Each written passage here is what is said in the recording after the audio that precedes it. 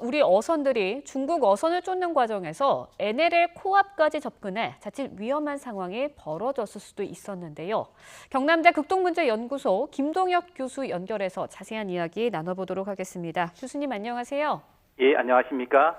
네, 앞서 전해드린 것처럼 우리 어선이 중국 어선을 납포하는 과정에서 NLL 부근까지 갔습니다. 위험한 예, 상황이 전개될 수도 있었는데요. 구체적으로 어떤 위험한 상황이 전개될 수 있었던 건가요?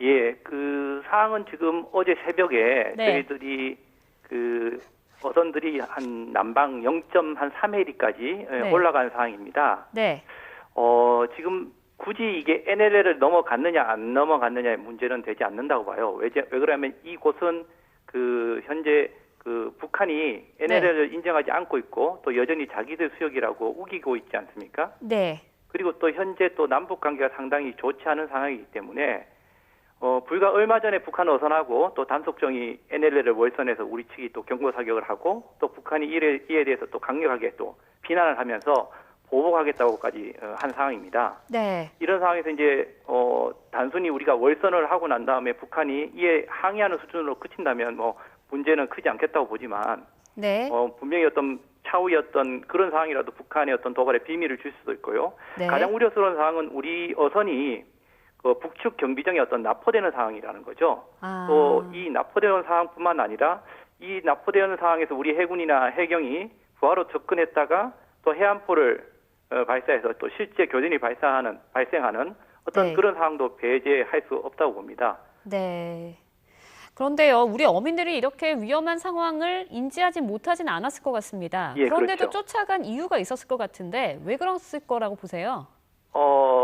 이 어민들이 위험을 무릅쓰고 이제 어선을 납포하고 쫓아갔던 일은 아마 가장 큰 것은 생계와 직결되는 문제라고 생각합니다. 이 서북 5도 해역은 이 중국 어선의 불법적이 지난 10년, 20년 넘게 기승을 부리고 있었던 지역이거든요. 네, 최근에 또 이 연평도 어민들은 특히 올해 들어서 이제 꽃게 조업이 어떤 네, 불황이 계속되고 네, 또 이러한 것들이 중국 어선들이 NL 부근에서 조업을 많이 하니까 이렇게 꽃게가 급감했다고 계속 주장을 해왔습니다. 네, 그러던 차에 이제 이러한 문제를 해결해 달라고 정부의 어떤 대책을 요구했고 해서 함에도 불구하고 이제 잘 이루어지지 않으니까 이 연평도 주민들 스스로가 중국 어선들을 납포함으로써 어떤 정부의 어떤 그 조속한 대책을 촉구하고 또 네. 사회적으로 어떤 이목을 끌기 위한 어떤 그런 행동이긴 함라고 생각이 드는데 상당히 어떤 위험한 행동이 아니었나라고 생각이 됩니다.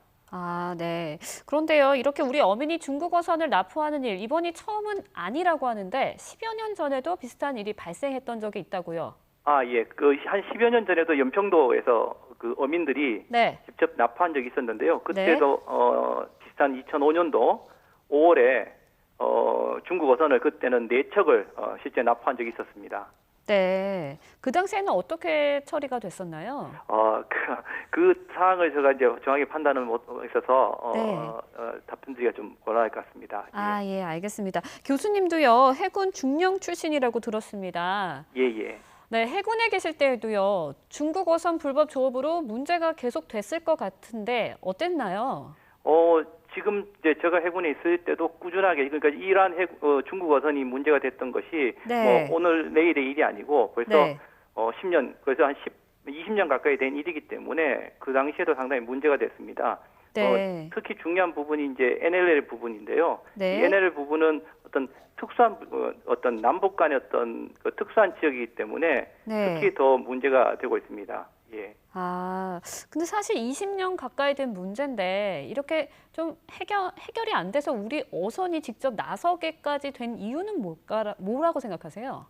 앞서 말씀드렸지만 이 가장 큰 것은 어떤 그 우리 정부의 어떤 조속한 대책을 촉구를 하고 또 네, 여러 가지 어떤 문제 해결을 요구를 했지만 이런 문제가 해결되지 않고 있고 또 어민들도 이러한 문제들이 자신들의 어떤 생계 문제와 직결되는 문제이기 때문에 스스로가 이것을 이제 문제화하고 또 이것을 사회 이슈화시켜서 이것을 조금 더 정부 측이라든가 측에서 좀 더 대책을 촉구하자는 의도로 볼 수 있는 것이죠. 예. 네.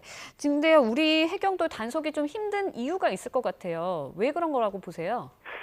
우리 해경이 단속 이 힘든 가장 큰 이유는 아무래도 이 NLL 지역의 어떤 해역의 특수성이라고 볼 수 있습니다. 네. 뭐 상황이 참 이런데도 불구하고 해군이나 해경이 못한다고 뭐 이렇게 말할 것만은 아닌 거라고 생각을 하는데요. 네. 이렇게 어떤 중국 어선의 불법적인 조업을 원천적으로 막지 못하는 것은 그 NLL의 어떤 남북 간 군사 충돌 위험성을 갖고 있는 해역의 특수성 때문이죠. 네.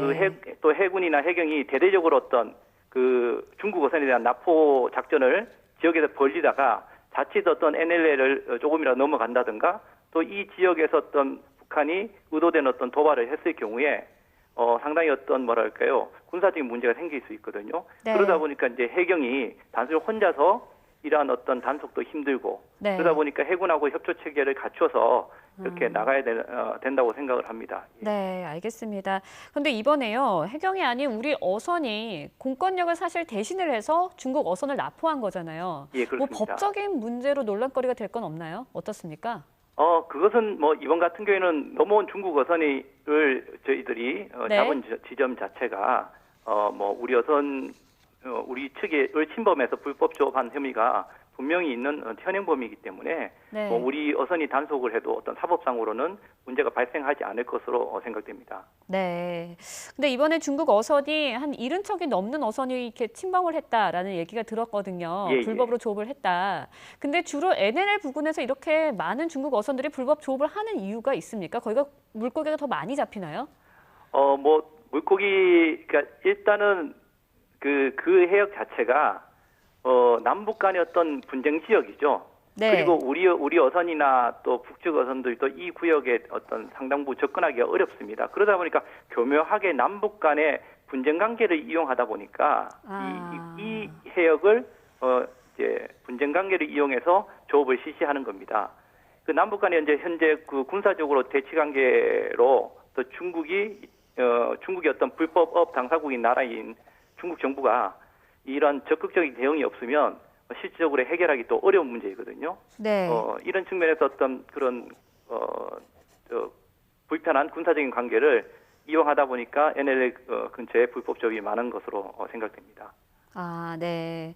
저 마지막으로요, 교수님.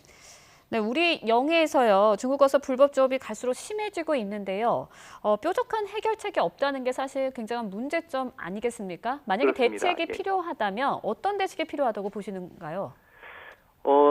일단은 정부적인 차원과 또 외교적인 차원이 같이 가야 될 것 같습니다. 이것은 네. 단순히 이제 군사적인 문제, 또 정부적인 문제, 그다음에 외교적인 이 세 가지 틀이 같이 가야만 움직여질 수 있는 것이 바로 NLL에서의 중국 어선 문제라고 생각하는데요. 네. 단순히 앞서 말했듯이 그 해경 스스로도 이것을 할 수 없는 것은 군사적인 문제가 있기 때문이거든요. 네. 또 군사적인 문제만으로 할 수 없는 또 사법적인 문제라든지 이런 것들은 또 있습니다. 또 이러한 어떤 군사적인 문제와 사법적인 문제가 또 해결될 수 없는 또 중국과의 외교적인 문제가 있거든요. 네. 그래서 이러한 어떤 해결책이라는 것은 네. 이 세 가지 측면이 같이 가야만 해결책을 만들 수 있다고 봅니다.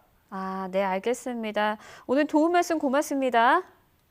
예, 감사합니다. 네, 지금까지 경남대 극동문제연구소 김동혁 교수님과 함께 자세한 이야기 나눠봤습니다.